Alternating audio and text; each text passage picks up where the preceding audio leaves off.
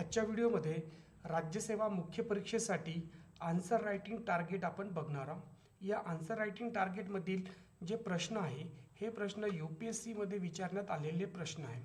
आता यामध्ये बघितलं तर जे पण विद्यार्थी नवीन असेल, ज्यांनी अभ्यासाला सुरुवात केली असेल, अशा विद्यार्थ्यांसाठी या प्रश्नांसोबतच आपण काही हिंट दिलेली आहे, जेणेकरून या प्रश्नांचा सराव सर्वच विद्यार्थी करू शकणार। आणि हे जे टार्गेट आहे हे टार्गेट असणार 17 ते 22 फेब्रुवारी आणि यामध्ये आपण आधुनिक भारताचा इतिहास यावरील आपण प्रश्न बघणार आहोत। त्याचबरोबर एक कॉन्सेप्ट इथे लक्ष ठेवा की यामध्ये आपण एकूण 6 प्रश्न देणार आहोत। हे 6 प्रश्नांमध्ये बघितलं तर तुम्हाला प्रत्येक दिवशी एक प्रश्नाचं उत्तर तुम्हाला लिखाणकाम करायचं आहे आणि संध्याकाळी 9 वाजता मी रोज त्या प्रश्नाचं जे स्पष्टीकरण आहे म्हणजे त्याला म्हणून आपण मॉडेल आन्सर हे सुद्धा आपल्या चॅनलवर आपण प्रोव्हाइड करणार आहोत। त्यासाठी तुम्ही व्हिडिओला शेवटपर्यंत बघा आणि चॅनलवर नवीन असाल तर चॅनलला सबस्क्राईब करायला विसरू नका। सुरुवातीला बघितलं तर पहिला प्रश्न आहे। हा प्रश्न पहिले सुरुवातीला समजून घ्या की 2023 मध्ये आलेला प्रश्न आहे। जसं आपण बघतो GS पेपर 1 मध्ये आपल्याला हिस्ट्री आणि सोबत जॉग्राफी आहे, त्यामध्ये आपण आधुनिक भारताच्या इतिहासावरील प्रश्न बघत आहोत। आता आपण पहिले प्रश्न समजून घेऊ आणि नंतर त्यावरची हिंट। प्रश्न दिलेला आहे, महात्मा गांधी आणि रवींद्रनाथ टागोर यांच्या शिक्षणाकडे पाहण्याच्या दृष्टिकोनात आणि राष्ट्रवादात काय फरक आहे। म्हणजे बघितलं तर या प्रश्नामध्ये दोन व्यक्ती आहे। यामध्ये पहिले सुरुवातीला बघितलं तर महात्मा गांधी आणि दुसरा बघितलं तर रवींद्रनाथ टागोर। म्हणजे आपण बघितलं तर आपला आन्सर रायटिंगमधलं जे पण आपला परिचय आहे म्हणजे आपला जो इंट्रोडक्शन आहे, या इंट्रोडक्शनमध्ये बघितलं तर या दोन व्यक्तीबद्दल थोडक्यात तुम्हाला माहिती द्यायची आहे, म्हणजे त्यांचा थोडक्यात परिचय करून द्यायचा आहे। म्हणजे बघितलं तर महात्मा गांधी होते, यांची विचारसरणी कशी होती, त्याचबरोबर रवींद्रनाथ टागोर कशा पद्धतीने यांनी कार्य केलेलं आहे किंवा यांची विचारसरणी का होती, यावर तुम्हाला पहिले इंट्रोडक्शनमध्ये लिहायचं आहे। त्याचबरोबर या दोन व्यक्तीमधले जे मतभेद आहे या मतभेदावर तुम्हाला चर्चा करायची आहे। पण त्यासाठी बघितलं तर आपल्याला काही गोष्टी लक्षात ठेवणं गरजेचं आहे की पहिले बघितलं तर प्रश्नामध्ये म्हटलेलं आहे शिक्षणाकडे पाहण्याचा, म्हणजे महात्मा गांधी आणि रवींद्रनाथ टागोर या दोघांच्या विचारांमध्ये शिक्षणाबद्दलचा जो फरक आहे तो आपल्याला लिहायचा आहे। दुसरा बघितलं तर राष्ट्रवाद हा शब्दाचा अर्थ पहिले आपल्याला समजणं खूप गरजेचं आहे। या राष्ट्रवाद यामध्ये बघितलं तर दोन व्यक्तीचे काय मत होते, ते मतासाठी तुम्ही काही उदाहरणं देऊन सुद्धा तुम्ही या प्रश्नाचं उत्तर तुम्ही लिहू शकता। म्हणजे जो पहिला जो प्रश्न आहे या प्रश्नावरून तुम्हाला समजून येणार की बघा UPSC मध्ये अशा टाईपचे प्रश्न आलेले आहे, तर आपल्या MPSC मुख्य परीक्षेमध्ये सुद्धा आपल्याला बघितलं तर या टाईपचे प्रश्न येऊ शकतात। म्हणजे तुम्ही इतिहासाचा अभ्यास करत असताना जे पण समाजसुधारक आहे किंवा जे पण व्यक्तिमत्व आहे त्या व्यक्तिमत्वांचे जे कार्य आहे या कार्यात आपल्याला समजून घ्यायला पाहिजे आणि त्याचबरोबर त्यांचे जे विचार आहे या विचारावर सुद्धा आपल्याला लक्ष ठेवणं गरजेचं आहे। कारण प्रश्न आपल्याला डायरेक्टली किंवा इनडायरेक्टली दोन्ही प्रकारे प्रश्न विचारू शकतात, त्यामुळे आपण अभ्यास करत असताना या सर्व गोष्टी आपल्याला लक्षात ठेवणं गरजेचं आहे। दुसरा प्रश्न बघितलं तर हा मुख्य परीक्षा 2023 मधला प्रश्न आहे। प्रश्न समजून घेऊ, वसाहतवाद राजवटीचा भारतातील आदिवासींवर कसा परिणाम झाला आणि वसाहतवाद दडपशाहीला आदिवासीचा प्रतिसाद काय होता। आता यामध्ये बघितलं तर दोन गोष्टी आपल्याला समजणं खूप गरजेचं आहे। पहिले बघितलं तर एक शब्दाचा जो अर्थ आहे हा वसाहतवादी राजवटीचा, या शब्दाचा पण अर्थ आपल्याला माहिती असणं गरजेचं आहे। त्याचबरोबर बघितलं तर आदिवासींच्या जीवनावर याचा काय परिणाम झाला हे पण तुम्हाला इथे नोट करायचं आहे। आता या नोट करत असताना तुम्हाला काही हिंट दिलेली आहे की जसं बघितलं तर इंग्रजांनी जे जमीन महसुलीचे धोरण आपल्या भारतामध्ये राबवलेले आहे याचा काय परिणाम झालेला आहे, बरोबर आहे। जमीन महसुलीची पद्धत बघितली तर वेगवेगळ्या गव्हर्नरनी वेगवेगळ्या भागामध्ये अप्लाय केली होता, त्याचा काय परिणाम झाला। पण याच्यामध्ये बाकी व्यक्तींचा काही समावेश नको, फक्त तुमच्या आन्सरमध्ये बघितलं तर आदिवासी यांच्यावर काय परिणाम झाला हेच तुम्हाला उत्तरामध्ये लिहायचं आहे। याच्या व्यतिरिक्त बाकी गोष्टी लिहायचा पाहिजे नाही, कारण बघितलं तर आपल्याला आन्सर आहे हे 150 शब्दामध्येच लिहायचं आहे।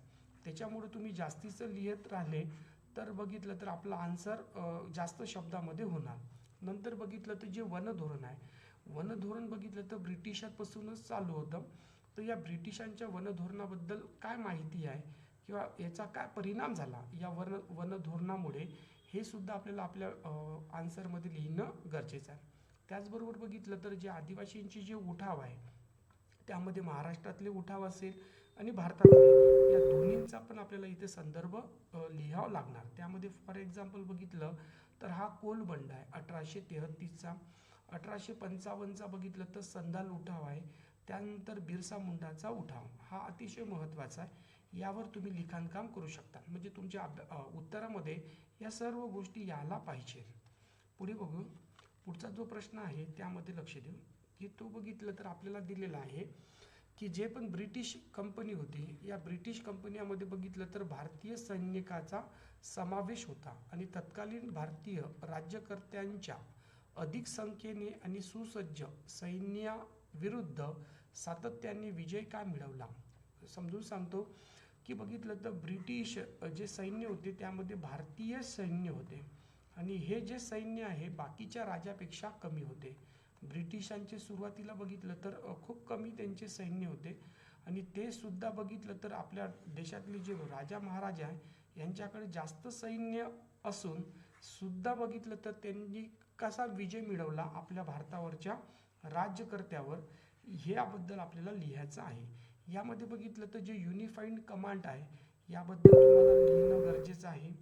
त्याचबरोबर बघितलं तर जे ब्रिटिशाचे धोरण होते, जसं बघितलं आपण बघता येणार आपल्याला जो ब्रिटिशाचे जे धोरण आहे त्यामध्ये तैनाती फौजेचा त्यांनी स्वीकार केला, त्यांना कसं त्यांनी मूर्ख बनून आपलं त्यांचं राज्य जिंकून घेतलं, या सर्व गोष्टी तुम्हाला लिहायच्या आहे. त्यानंतर 1857च्या उठावानंतर आणि उठावाच्या पहिले जे ब्रिटिश सैनिक आणि आपले भारतीय सैनिक यामध्ये काय रेशो होता आणि 1857 नंतर काय चेंज झाले, या सर्व गोष्टी तुम्हाला यामध्ये लिहायचं आहे. पुढे आहे बघितलं 4थ्या नंबरचा जो प्रश्न आहे, यामध्ये बघा 18व्या शतकाच्या मध्यमापासून वसाहतवादी भारतात अचानक दुष्काळ का वाढला. म्हणजे बघितलं तर या वसाहतवादामध्ये आपल्या भारतामध्ये जे अचानक दुष्काळ येत होता, या दुष्काळाबद्दल तुम्हाला लिहायचं आहे. मग हे दुष्काळासाठी काय कारणीभूत काय आहे, तर यामध्ये बघितलं तर जे शेती पद्धतीमध्ये जो बदल झालेला आहे याच्यामुळे सुद्धा काय झालेला आहे, दुष्काळ पडत होता.